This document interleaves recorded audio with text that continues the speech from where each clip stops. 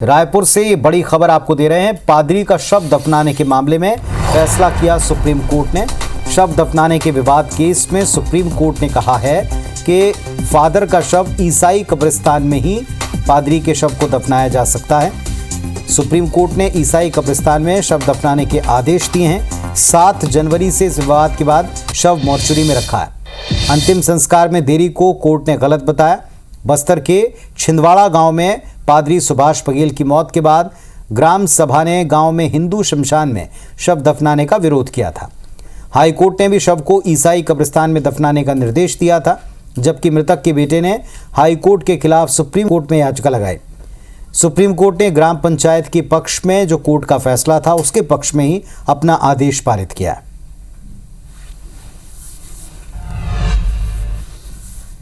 तो इसमें कोर्ट का फैसला तो आ गया, लेकिन अभी भी बहस जारी है इसी विषय के ऊपर। आज पंचायती में आप डिबेट देखें, दोनों पक्षों को सुने, समाज के पक्ष को भी सुने। इधर बीजापुर से नक्सलियों की कायराना करतूत की खबर है। यहां नक्सलियों ने एक शख्स पर मुखबिरी का आरोप लगाकर उसकी हत्या कर दी। ये घटना भैरमगढ़ थाना क्षेत्र की है। जानकारी के मुताबिक नक्सलियों ने घर में घुसकर शख्स का कत्ल कर दिया। शव के पास से नक्सलियों ने भैरमगढ़ एरिया कमेटी का एक पर्चा पाया है। इस पूरे मामले पर एसएसपी चंद्रकांत गोवर्धन का कहना है कि पुलिस को नक्सलियों के खिलाफ कामयाबी मिल रही है, जिससे परेशान होकर के कायराना करतूत ये कर रहे हैं और इस तरह की हरकतें उनकी बौखलाहट का नतीजा है।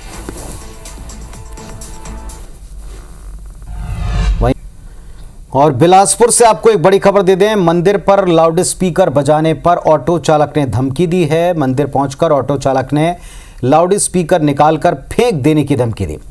इशहाक खान ऑटो ड्राइवर का नाम है। ऑटो चालक का ये जो पूरा करतूत है सीसीटीवी में दिख रहा है। कोनी क्षेत्र के हनुमान मंदिर का मामला है। तो एक हनुमान मंदिर में लाउड स्पीकर का प्रयोग था, जिस पर लाउड स्पीकर उतारकर फेंक देने की धमकी दी है ऑटो चालक ने। मंदिर पहुंचकर ऑटो चालक ने धमकाया है, उसका वीडियो फुटेज सामने आ चुका है।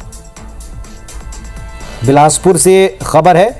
इशहाक खान नाम के ऑटो ड्राइवर ने मंदिर पर लाउड स्पीकर बजाने को लेकर धमकी दी है।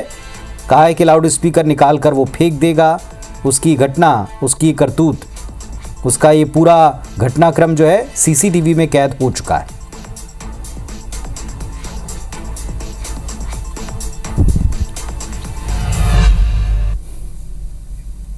नशे को कई सारे झगड़ों की, कई सारी वारदातों की वजह राजधानी में और छत्तीसगढ़ में माना जाता है। नशे के खिलाफ रायपुर पुलिस ने अब एक बड़ी कार्रवाई की है। 2 महिलाओं समेत 6 अंतर्राज्यीय नशे के सौदागर धरे हैं, गिरफ्तार किए। 18 लाख रुपए से अधिक की नशीली हेरोइन इनके पास जब्त की गई है। पुलिस स्पेशल टीम ने 3 अलग अलग जगह छापे डाले। टाटीबंद से एक महिला समेत 2 आरोपी गिरफ्तार किए गए। 2 लाख की 20.19 ग्राम हेरोइन को बरामद किया। पुलिस ने दूसरी टीम बनाई, जिसने होटल में 2 आरोपी पकड़े। यहां 15 लाख रुपए के 150 ग्राम हेरोइन को जब्त किया गया। तीसरी टीम ने गुड़ियारी इलाके से 31 ग्राम नशीली हेरोइन जब्त किए। आरोपियों ने पूछताछ में बताया कि सारा नशे का सामान पंजाब के रास्ते पाकिस्तान से आया करता है। देश के कई राज्यों में सप्लाई होता है। नशे के सौदागरों के खिलाफ एनडीपीएस एक्ट के तहत एफआईआर दर्ज की है। पूछताछ जारी। मल्टी लोकेशन ऑपरेशन था। इसकी शुरुआत एक स्पेसिफिक लीड से हुई थी। वरिष्ठ कार्यालय को जो लीड प्राप्त हुआ था उसके आधार पे हमने उस पर वर्क शुरू किया। तो उसके ऊपर वर्क करके हमने कुल मिला के 3 सक्सेसफुल रेड्स किए हैं। लगभग हमने 220 ग्राम हेरोइन पकड़ी है। इसमें से 3 अपराध दर्ज हुए हैं। एक अपराध में लगभग 20 ग्राम है, एक अपराध में लगभग 52 ग्राम है और एक और अपराध है जिसमें 150 ग्राम हेरोइन जब्त हुआ है।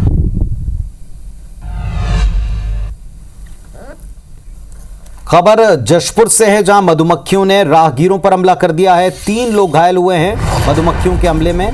एक की स्थिति गंभीर बताई जा रही है। अस्पताल ले जाया गया है, जिला अस्पताल पहुंचाया गया है। जिला पंचायत के पास की घटना है। तो मधुमक्खियों ने राहगीरों पर अटैक कर दिया, जिसमें एक की हालत गंभीर है। 3 लोगों को घायल किया है। एक की स्थिति गंभीर बताई जा रही। जिला अस्पताल पहुंचाया इलाज के लिए। जिला पंचायत के पास की घटना है।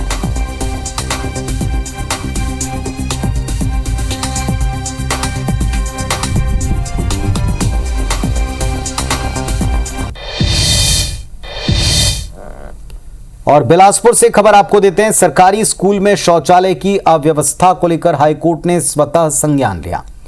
मीडिया रिपोर्ट्स को देखकर हाईकोर्ट ने संज्ञान लिया और प्रदेश में स्कूल शिक्षा सचिव को एक नोटिस दिया है। 10 फरवरी को उन्हें इस जवाब के साथ आना है कि इसे लेकर सरकार ने क्या कदम उठाए, इसका पुख्ता डेटा क्या है। अव्यवस्थाएं देखकर, शौचालय की बिगड़ी व्यवस्था देखकर स्वतः संज्ञान कोर्ट ने लिया और 10 फरवरी को सचिव को बुलाया विभाग के कि आप आएं और जवाब दें इस पर।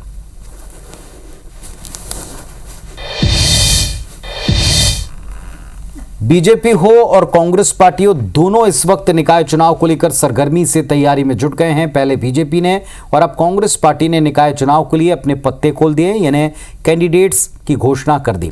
रविवार को प्रत्याशियों के चयन की प्रक्रिया पूरी की गई। पूरा दिन भर कांग्रेस पार्टी ने मैराथन मीटिंग्स की और देर रात 3 बजे कांग्रेस प्रत्याशियों की सूची जारी की गई, जिसमें रायपुर निगम समेत 10 नगर निगम में मेयर प्रत्याशी फाइनल कर लिए गए।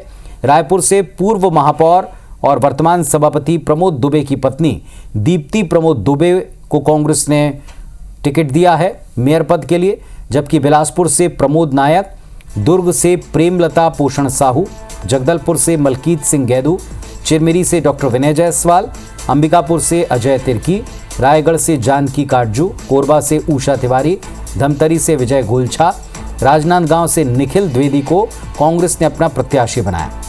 40 नगर पालिका और 114 नगर पंचायतों के लिए भी कांग्रेस ने प्रत्याशी सूची जारी कर दी।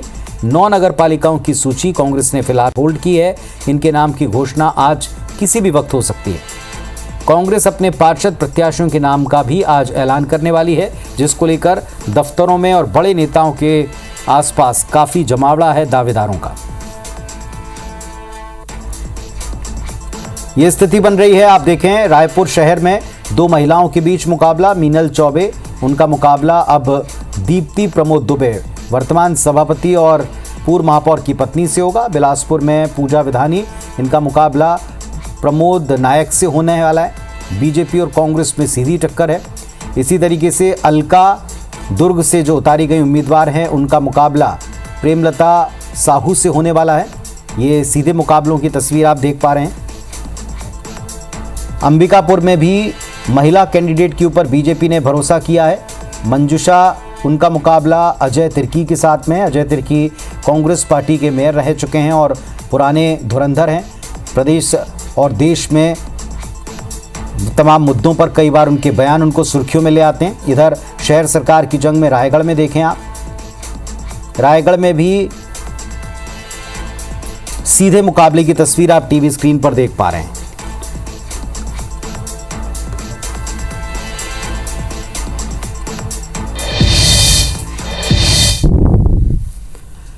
और इधर रायपुर से एक बड़ा अपडेट यही है कि जैसे ये सूची आई कांग्रेस पार्टी की, डिप्टी सीएम अरुण साव ने इस पर कटाक्ष किया।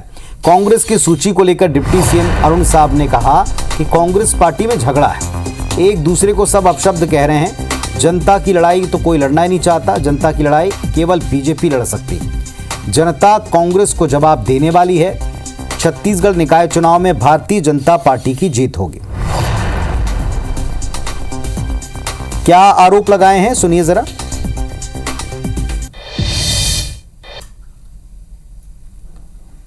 कल जिस प्रकार का मंजर प्रदेश कांग्रेस कार्यालय में पूरे प्रदेश ने देखा कि किस तरह से गाली गलौच हुई है, कि कांग्रेस में किस प्रकार से झगड़े हैं, वहीं दूसरी ओर भारतीय जनता पार्टी ने लगातार रायपुर की जनता की आवाज बनकर लड़ती रही, रायपुर के हितों के लिए लड़ती रही। जो प्रतिक्रिया कांग्रेस की टिकट को लेकर आई है वो बताता है कि किस प्रकार से कांग्रेस में टिकट का वितरण हुआ है।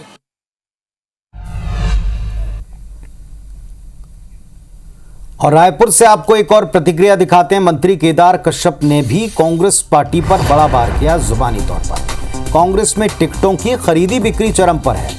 कांग्रेस के नेता कांग्रेस के नेतृत्व पर सवाल उठा रहे हैं, आरोप लगा रहे हैं। कोई भी कांग्रेस प्रत्याशी जीते तो भ्रष्टाचार ही करेगा, क्योंकि वो टिकट खरीद कर चुनाव लड़ेगा। कांग्रेस का एजेंडा केवल और केवल लूटना है, इसीलिए जनता को सावधान रहना चाहिए।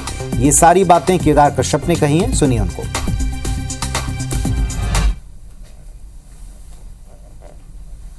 पैसे लेन देन करके वो टिकटों को बेचने का काम करते हैं। विधानसभा चुनाव के दौरान इसका सबसे बड़ा उदाहरण देखने को प्राप्त हुआ, जब उनके ही नेताओं ने कांग्रेस के पीसीसी के अध्यक्ष के ऊपर उंगली उठाई। अब आपको तय करना है कि आपका नगर पंचायत का अध्यक्ष, आपका महापौर कौन हो जो आपके योजना का, चाहे केंद्र की योजना का हो चाहे राज्य की योजना का, सीधा सीधा लाभ पहुंचा सके।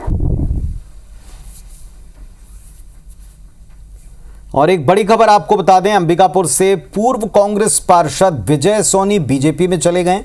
पूर्व पार्षद समेत कई और भी कांग्रेसी नेता हैं जिन्होंने भाजपा प्रवेश किया है। भाजपा ने 10 पार्षदों का नाम होल्ड किया है और इनमें कई नेताओं को पार्षद प्रत्याशी बनाया जा सकता है। यह बड़ा अपडेट है। तो पहले विधानसभा फिर लोकसभा के बाद में अब निकाय चुनाव के वक्त भी दल बदलने का, पाला बदलने का दौर शुरू हो चुका है। अंबिकापुर से खबर है, पूर्व कांग्रेस पार्षद विजय सोनी बीजेपी में आ गए हैं। कई और कांग्रेसी नेता भाजपा में शामिल हुए हैं। 10 पार्षदों के नाम फिलहाल बीजेपी ने होल्ड किए हैं और माना जा रहा है कि जो चेहरे शामिल हुए हैं इनमें से कईयों को टिकट मिल सकता है। अभिषेक का रुख करेंगे, हमारे सहयोगी हमारे साथ में जुड़ गए हैं। अभिषेक, बताइए, 10 टिकट होल्ड किए हैं, इशारा साफ है कि कुछ को टिकट मिलेगा। देखिए, जिस तरह से लगातार ये कयास लगाया जा रहा था कि बीजेपी ने जो 10 नामों को होल्ड पर रखा है उनमें कसमकस की स्थिति चल रही है।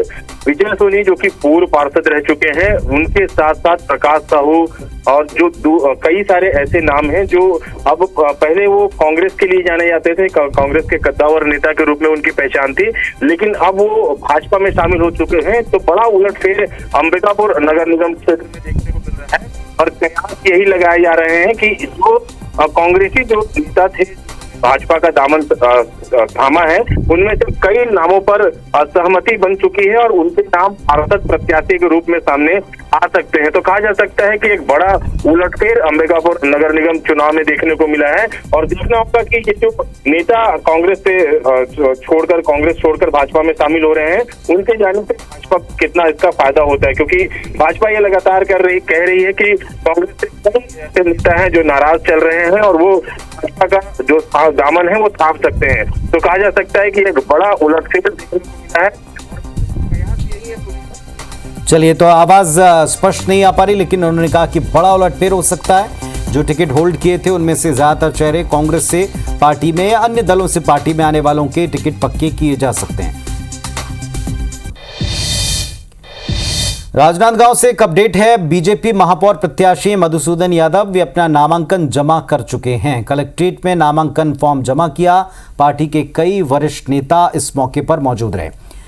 ये हाई प्रोफाइल कॉन्स्टिट्यूएंसी है, वजह इसकी साफ है। बड़े दिग्गज नेताओं का ये इलाका एक क्षेत्र रहा है। बीजेपी के गढ़ के तौर पर जाना जाता है। पूर्व सीएम और वर्तमान विधानसभा अध्यक्ष रमन सिंह यहां से लगातार निर्वाचित होते रहे हैं और उनके क्षेत्र में महापौर प्रत्याशी के तौर पर बीजेपी की तरफ से मधुसूदन यादव ने आज अपना नामांकन बड़े नेताओं के साथ में जाकर जमा कर दिया है। बड़ी खबर रायपुर से है। बलौदाबाजार के पूर्व प्रत्याशी शैलेश नितिन त्रिवेदी का छलका दर्द। उनके टिकट नहीं दिला पाने से कार्यकर्ता जो नाराज हैं, माफी मांग रहे हैं उनसे। विभिन्न कारणों से टिकट प्राप्त करने में सफलता नहीं मिली। भावनाएं आहत होने के बावजूद पार्टी के आदेश को मानने का आग्रह किया है। तो एक बड़ी खबर आपको बता दें, शैलेश नितिन त्रिवेदी कांग्रेस पार्टी के संचार विभाग को संभाल चुके हैं, बड़े पदों पर रह चुके हैं, लेकिन अब वे अपने ही समर्थकों से, कार्यकर्ताओं से एक पोस्ट के द्वारा माफी मांग रहे हैं। कह रहे हैं कि टिकट नहीं मिला। दरअसल ये कटाक्ष हो सकता है पार्टी के लिए, लेकिन फिलहाल वे कह रहे हैं कि जो पार्टी का आदेश है उसे सबको मानना चाहिए। तो छत्तीसगढ़ में निकाय चुनाव की जंग काफी तेज है। एक तरफ बीजेपी महापौर के लिए मंजूषा भगत को शहर संग्राम चुनाव में उतार चुकी है, तो कांग्रेस पार्टी ने तीसरी बार डॉक्टर अजय तिर्की को मैदान में उतारा है। बड़ा दांव खेला है। मंजूषा भगत ने चुटकी लेते हुए अजय तिर्की पर तंज कसते हुए कहा कि मैं अजय तिर्की को कोई चुनौती ही नहीं मानती। लगातार 2 बार उनके कार्यकाल में जनता उल्लू ही बनी है। बीजेपी उम्मीदवार के तमाम आरोपों को अजय तिर्की ने खारिज किया। कहा भाजपा तो जुबानी तौर पर ही गाल बजाती है, कांग्रेस अपनी कार्ययोजना के द्वारा शहर को आगे बढ़ा रही है। बहरहाल इस बार के निकाय चुनाव में क्या तीसरी बार अजय तिर्की को जनता चुनेगी, भरोसा करेगी, ये बड़ा सवाल है।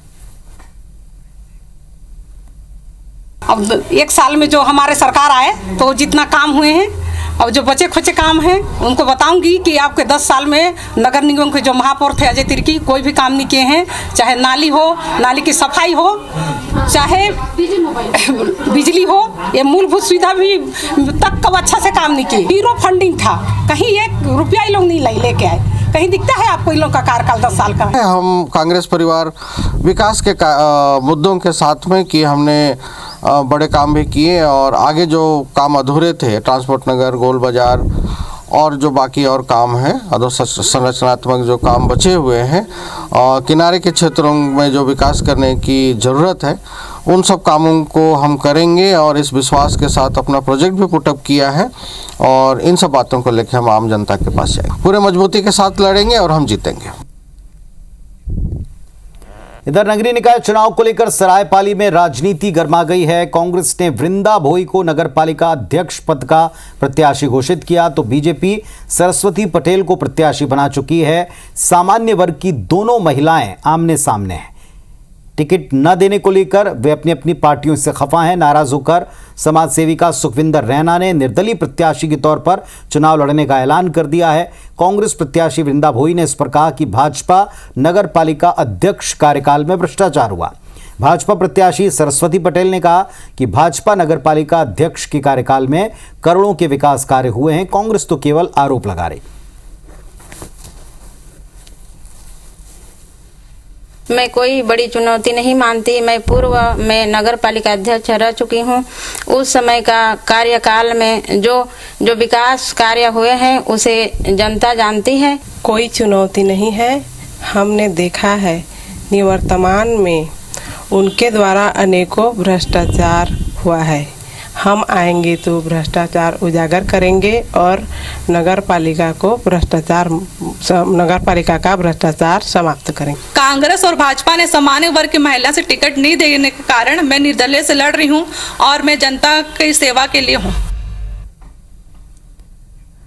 इधर कोरबा नगर निगम की सामान्य महिला सीट पर कांग्रेस पार्टी ने उषा तिवारी पर दांव खेला। उषा तिवारी बीजेपी प्रत्याशी संजू देवी राजपूत से मुकाबले में उतारी गई हैं। उषा तिवारी 35 साल से कांग्रेस में एक्टिव हैं। 2014 में टिकट नहीं मिलने पर उषा तिवारी ने निर्दलीय चुनाव लड़ा था, हार का सामना करना पड़ा।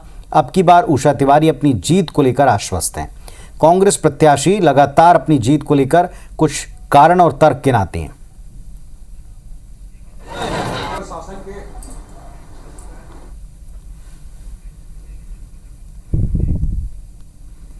पूरी ताकत से चुनाव लड़ेंगे और एक एक कार्यकर्ता एक एक घर जाके प्रचार करेंगे। कोई ऐसा नहीं है कि हमारे लिए समय कम है, सबके लिए समय कम है। कोरबा वालों की भावनाओं के अनुरूप यदि हम चुनाव जीत के आते हैं तो काम होगा। जो कोरबा की जनता चाहेगी, जो हमें काम मिलेगा उसको हम पूरी निष्ठा के साथ करेंगे।